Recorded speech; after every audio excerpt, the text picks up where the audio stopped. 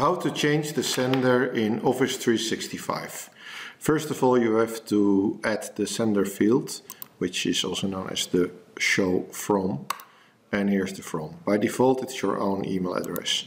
The first time you cannot change this like this, so you have to remove your own email address and type in the email address that you want it to be, for instance this one, and then you can add a subject and send the email to, well, let's send it to myself. There we go, send.